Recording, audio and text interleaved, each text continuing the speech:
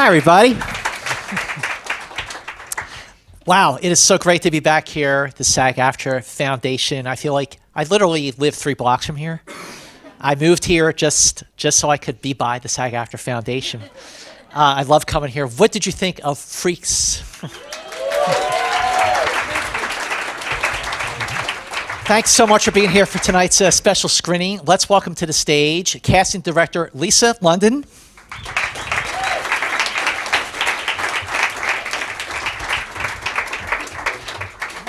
Ladies and gentlemen, please give it up. Introducing Lexy Kolker.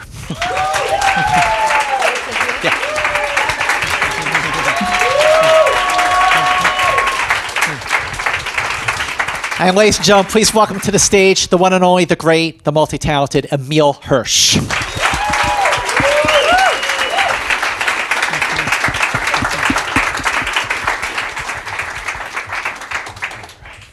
So, okay. First question, usually I start with, how did this come about? How did the screenplay come about? But my first question, Lisa, is for you. Okay. I mean, she shoots, she scores. Totally. How did you find this wonderful, talented actor? Okay, so the way we went about finding her is we read probably about 250 to 300 girls we saw from all over the United States. So it wasn't just in LA. We got a lot of self-tapes in too. We watched them all. We showed them to producers and directors. But the interesting thing was Lexy came in and read for me originally. And we did the scene, went over it, and I was like, oh yeah, I see this. Because I have this, an eye for talent. So I was like, oh my God, she's really interesting for this role. And so she just happened to be in Los Angeles, but you just don't know, because we did have some kids who flew out from across the country to come in for callbacks for Adam and Zach. Okay, well, Lexy, what did you think of the screenplay, and how did you prepare for your audition, let alone just preparing for the role? Well, the audition was really nothing like I did in there. I think it was just, I remember one scene from the audition was I was going up to Mr. Snowcone. And it was really interesting because I remember rehearsing with my sister in my backyard for the role. And we actually both auditioned for it. But, when I went in, we kind of just went in, and then I rehearsed, and then Lisa came out and talked to my mom for a little bit, and It was really cool. And it was really amazing. Yeah. How amazing was it to work with this guy? Insanely amazing. It couldn't have been better. Well, Emile, how did you relate to this? I mean, there was some stuff going on that really gave you a great point of connection with Dad. Yeah, I mean, I was kind of like in a really raw place, and I just got this script, and my son is about the age of Lexy's character in the movie. And it just connected to me with me on just a level as a parent. And I was a child actor, and this is like the first parent role I would have really ever played. And it was like the closest role in a way to me out of all these roles. I'm like, well, I hang out with my son all day most of the time. This is like actually very similar. I'm like, cool, great. Except hopefully not as dark. Yeah. minus the dark, Yeah. I'm paranoid about like walking on the sidewalk and stuff. And then we got on set, and it was kind of amazing because I was also a child actor, and I think that kind of comfort helped both of us. You know what I mean? Because she knew that like I did it when I was her age. I wasn't like the actor that like started in college and was like, man, this kid actor's weird. Like, oh, I don't know, man. She we connected in that way. So how did you bond? I mean, to really build prepare and solidify the bond to portray an effective father-daughter relationship. Did you hang out a little before? Yeah. Yeah. So actually, we went to the zoo before, and then. I brought my son. Yeah, you did. I remember. And then when I was with my dad on set, like on the 3rd day of filming, we also went to this science center that we went to. So we got some time to bond, and I think that really helped our relationship in the movie. Yeah, Lisa, when you're casting a film like this, how do you approach How did you approach casting this compared to other films with other young actors? Right. So this one was a little bit different because besides the material, the dialogue and everything, what Adam and Zach did, which was really amazing for, the callbacks, and we did it somewhat in our auditions, is we did a little bit of improv. But then we did some improv to see where, they could go, because part of this character, the essence of they have to go to this dark place, but we still want them to come out of it and be themselves, right? So we did a little bit, but then when we had the callbacks with Adam and Zach, we actually had an actor who was a reader, and he was on the floor. And Lexy and the few other girls that we did have at the final stage, they were on the floor and they were improvising scenes, and Adam and Zach were throwing them lines, and we were in there and they were saying, okay, do this and try this and say this. And we were seeing what these actresses could do and where they could go emotionally, because we were looking for that certain essence of this character to be able to go to that place in this movie. So that's different than a lot of times when I'm auditioning kids, because we're just reading the dialogue that's in a scene. And when you read the screenplay, Emile, for the first time, like when I was watching the movie, it felt, especially for the first, maybe 20, 30 minutes, like it was going to be confined to this one place, the house. And then, boy, does it open up from there. I mean, it does not. You got. I thought for a little bit like of that movie Room. Yeah. And that was the directors. They told me like a little bit about the process that Brie Larson did with Jacob Tremblay on that film, and I think we learned a lot from them, because it's kind of a similar dynamic, and they were kind of like. Just some of the ways that the two of them would work. They would kind of go back and forth in scenes and kind of pop around and make sure they got certain beats. Like, Brie would kind of work with Jacob in that way. So I feel like we kind of lifted a little bit of that technique because it worked so well. Yeah. And we had a really great dynamic doing that. Just like kind of, creating moments and then improvising within those moments, and just making it kind of feel natural for both of us. And for me, what I really liked is it ended up like on Room they did it, like Brie and the Jacob, but I just like doing it, period. Like I want to do it on every movie like that, because it's just a great way to work. And I feel like in a way on the project, since I've sort of tried to carry a little bit more of that free-flowing process, because you just get moments that you can never plan and you could never predict, and they just are alive. How was that process for you, Lexy, to improvise, to follow his lead, so to speak? That was actually really new for me, because I've never really, before this film, I'd never really done something like that you'd improvise. I was always on the script, and it was really nice because Emile especially was really helping me with that, because I would be saying a line and then he would say, how about say it this way and that way? And I think that really, really helped, because then I realized it's okay to repeat a line, or it's okay to go off script, and that just made it so much better and more in the moment. You are in every scene of this movie. I mean, right? Am I missing anything here? You're in every scene of this movie. So when this project came about for you, and that maybe crossed your mind, like, wait a minute, like, was it exciting for you? Was it nerve-wracking? Well, when I read the script, Adam and Zach actually told me to not learn it. So my mom read it to me, and by the end, me and my sister were both sobbing and like bawling our eyes out. But it was really cool, because I've never really done something like I'm in every single scene. And of course it was challenging, but they created a really safe environment for me, so I could do it in I'll say one kind of wild story where it was like day 2. And we were doing this scene where Dad comes in, and she's like, "You're not my dad. I wish I didn't have a dad." And I'm like pounding the floor, "You're not special." And there was a moment where it was really, I think the emotion was kind of like a lot for Lexy to. She was like, "Oh my gosh," and she got really upset. And she went, and I talked to her and her mom, and I said, what you're feeling now, this is like what actors spend, years in acting classes just trying to find that emotion. Like you just have it right now. You're in the zone, and this is it's kind of new for you, but you should know that this is sort of what the job is. And as actors, we spend, we bang our head against the wall trying to find these amazing places. And I think when she realized that it was okay to feel that kind of anger and that fear within the scene, that was a really empowering moment for her. And I think she kind of carried that kind of realizing her powers in a way, through the whole shoot. And because that was on the first or the second day.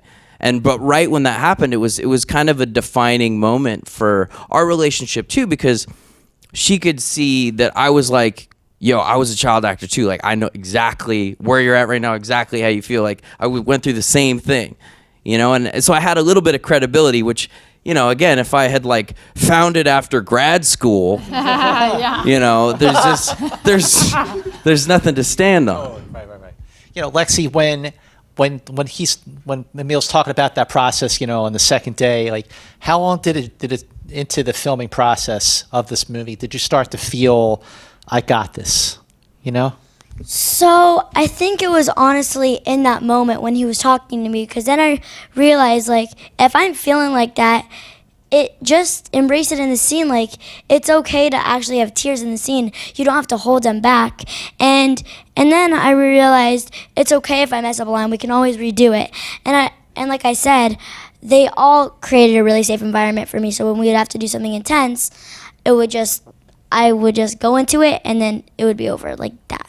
So, so it was really on the second day. Right. So yeah. Wow. So yeah, I love it. Lisa, I want to ask you, the casting director, to find just the right young actor. Right. That it's just one thing just to find the right actor, to find the right younger actor, but your track record is pretty good, I understand. Yeah, definitely. I mean, I tooting my own horn, but I guess it's totally fine. But like, toot away. Toot away. Like, as far as finding young talent, it's something I've been doing for many years. And from people like, we put Miley Cyrus in Hannah Montana, and we put Selena Gomez in 2 pilots before she did Wizards. I even cast, believe it or not, Brad Pitt in an episode of Freddy's Nightmares when it was a series many moons ago. And I found my old casting notes where I wrote, going to be a star. Anyway, so, but the thing about finding young talent is what I love about it is it's so exciting because you get to find these fresh, they're not, jaded or anything, and you get to experience with them and help them. And that's what I love about casting, because I love helping actors. And it's one of the things I love the most about it is besides putting together a great ensemble and collaborating with producers and directors, I really love to help actors. So when you get to help young talent who go on to be a star, that's like, I feel like a proud mom. So with Lexy, I'm so excited for her with all the amazing reviews that she's getting for this, and she deserves it. And the thing is, I remember in that original audition when we did the callbacks and they did the improv, she shed one tear in the scene. There was a scene, and I remember this little moment when a tear went down her face, and then she was done, and she goes, "Oh, is it okay?" Like, the fact that she could go back to being a kid. She was 7. Lexy, you didn't have a little lemon and just a little drop. Yeah, right there. Hit it behind her back. So Lisa, did you write it again? Did I what? Did you write it again? Write what? Going to be. Yeah, definitely. Write it again. Yeah, definitely. I saw it. I said, "Oh, this girl's amazing. She's going big places." I'm so excited for her. So yes. Emile, because you made the transition from young actor to a grown-up actor. Like, what was the most challenging part for you to make that transition? I think it's just persistence. I think as an actor, it's like so easy to get insecure and despair if things aren't going well in the moment and be tempted to give up. But I think for me, and I've definitely had, rocky pieces, I think just always trying to learn from any mistakes and move forward. And you know, my mom taught me to think positive, and I think that that's something that I've really kind of been able to like carry with me. And that I think is the most important part. Actors always ask me like, well, what's the key? What's the key? And I really tell them, I say persistence and optimism, because it's the easiest job in the world to get really bummed about really fast. And like I've seen cuts of movies I've done, first cuts, and I'll be like, this is the worst movie ever, and I'm terrible in it. And it's a good movie. So if you can feel that way about work that's good, and like when you're not even doing stuff, it's like you have to just keep the positivity, because most of the time the negative voices are wrong anyway, like 99% of the time. What made Adam and Zach, you said you talked how they made it a safe environment. How did they do that? What makes them good actors, directors? Well, on the first day, they told me, they were like, don't be nervous at all. You just do or say what feels right. And that's what I did. And after each scene, they would always either like give me a hug or tell me a joke or do something like that's really nice. And they would always be with me when I'm on set. And they would never make me feel uncomfortable, which was really great. And they were the best directors. Yeah, Adam was almost like too sensitive. He would be like, okay, is everything okay? I'd be like, Adam, just shut up. Just chill out. We're actors, okay? Yeah, there's obviously the movie it's intense, and it gets more intense as it goes along. So in some of the more physical scenes, what was it like for the both of you to film those? Because like where you were telling the director, hey, don't worry about it, we're actors, but at the same time, it was probably harder on my back because I was the one carrying her. But I don't know. What was it like for you? Well, I mean, it's hard sometimes to stay in the moment because you just want to smile, but it makes it a lot easier to just get back in that place. But, you know, like in the really intense scene, it got really real for me, but then I just learned to just let it out if I'm feeling something bad or, you know.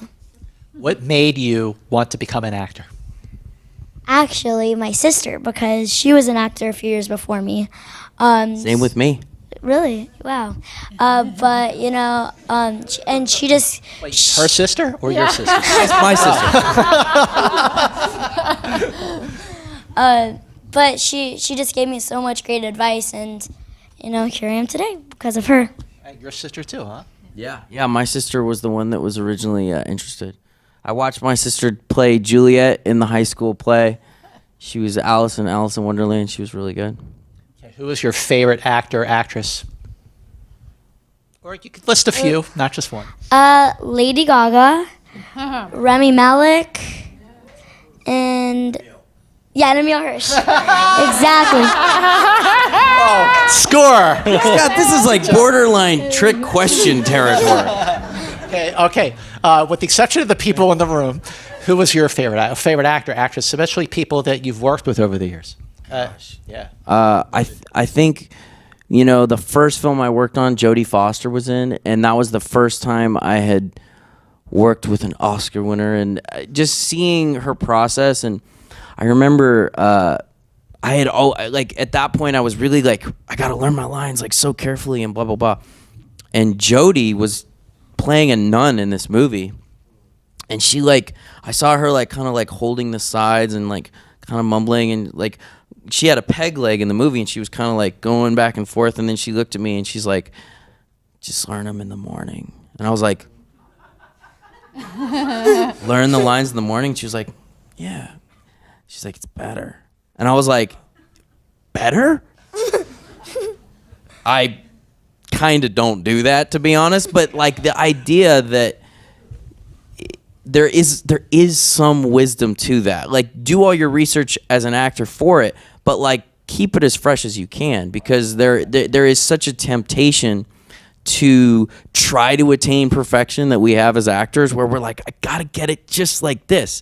But sometimes when you relax a little bit in that way, you just find amazing little paths. See, this is the interesting part. I've done a lot of Q&As here at the SAG-AFTRA Foundation. I've asked a ton of questions, but I don't think I've ever asked, like, how do you remember your lines? But yeah, you got to do that. So how do you remember your line, especially when you're in every scene? Well, I'll read over the script a few times, and sometimes it's actually really funny. I'll grab my phone and I'll record, and then I'll read the line in my head, and then I'll say the other person's line, and then I'll do the lines with myself on the recording, and I'll do that a lot of the time, or I'll just keep reading the script over and over, and then until I just learn my lines. But for this film, actually, Adam and Zach told me not to learn the lines, and to read over the script 1 or 2 times, and then just do improv. So That's what makes these guys great, the great actors, directors, the trust. If you were stuck on a deserted island, I love asking this question, and you had a Blu-ray player, unlimited power, but can only pick one movie, your desert island movie, favorite movie of all time, what is it? I mean, I would probably say Pulp Fiction just right away. Okay, well, I'm just going to say congratulations then on Once Upon a Time in Hollywood. Great movie. It just passed $200 million worldwide. It has legs, as we say in this business. You got to see this movie. You haven't seen it. What is your favorite movie of all time? And by the way, I agree with you. probably Bohemian Rhapsody. Really? Yeah. I love that movie. I saw that movie like 8 times. I know. Isn't he great? Yeah, it's so good. He's so amazing in that film. Meanwhile, me and Scott are going to be stranded on a desert island together watching Pulp Fiction. I'm totally down with that. So here at the SAG-AFTRA Foundation, people write questions on these cards. So I'm going to read some of these questions because there's some good ones here. So and I'm holding it far away because that's what happens when you get old. Jessica asks, what is your favorite play, and will you do a theater show? Well, my favorite play is gotta be Streetcar Named Desire, because when I was 15, my sister's, at the time, Buddhist monk boyfriend played me this VHS of Streetcar Named Desire, and he walked me through it. He's like, do you see this movie right here? Do you see this actor? Do you see these 2 actors? Do you see how good they are in this moment? Do you see this? And I was like, it was such a good introduction to Vivian Leigh and Marlon Brando. And just what acting was. Like, he literally was walking me through the beats, being like, do you see why this is so good? Like, do you see? And I was like, I see it. So I'm very partial to that. I don't know if I would ever do that play, though. I don't know. I feel like theater is such a different medium. I think I'd probably have a lot of fun doing it, but I don't know if I would do it. I don't know. It's like, I don't think twice about doing like a film set or that. Like, it's just so second nature to me now. But the idea of doing theater, that's like, oh wow, you're a real actor. Like, I saw a theater actor recently, and I was like, wow. Like, I was like, dude, it's amazing. Like, you're an actor. You're like a real actor. And he was like, I know. Thank you. Theater actors, like, they don't respect film actors at all. They're like, I know. I do theater. Thank you. You are not an actor. No, you're a speaking model. It's cool. How about you, Lexy? Like, favorite play? Think about doing more theater? Well, I actually started out by musical theater. Believe it or not, when I was like 5, 6, I was so shy. I don't believe that. I wouldn't. Back in the day. Yeah, back in the day. So exactly. I wouldn't come out from behind my mom's back, even at family reunions, and she put me in theater, and then I loved it. But I haven't seen many plays. But I mean, I remember when we were in Vegas, and it was really cool. We saw The Lion King, and I mean, that was really cool because people were coming out from the aisles, and I think that would be a really cool play. And I was actually, we did The Lion King, and me and my sister were Timon and Pumbaa. So, yeah. Your sister gets all the props, and so does yours. Wow. Okay, so this question, it's for Emile, but I'm going to ask both. Starting with Emile, have you already played your dream role? And if not, what is your dream role? I have not played my dream role, and I don't like the idea that in a way that we'll ever have played our dream role. I like looking to the future on a lot of things. So I like the idea that there's always something else out there that you're looking for. And what was the second half of your question? Oh, if you haven't played one, what is it? Oh, that Or what is one of them? I have no idea about. That I genuinely, people are always like, what kind of role do you want to play? I'm like, man, I have so little control over like scripts that get sent to me. Like that's just like setting myself up for failure. It's like I want to play like a one-legged sailor in a $200 million like Mutiny on the Bounty remake. Well, guess what? It ain't happening. They're never gonna do it. So I like to keep the antennas open and appreciate what comes. Okay, when you are planning your phenomenal career, and I'm going to remember this moment. Like what actors, directors do you want to work with? Well, for directors, Steven Spielberg, I mean. Yes. But My favorite. Actors, I'd say, I mean, Lady Gaga, Rami Malek. I would say Emile, but I've already worked with him.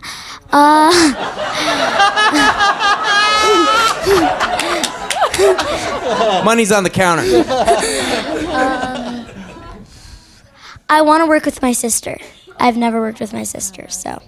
Well, I could see both of those things happening, your sister and Spielberg. I mean, somebody get freaks the Spielberg stat. And ladies and gentlemen, thank you so much for being here. Emile, Thank you. Lexy, Lisa, thank you very, very much.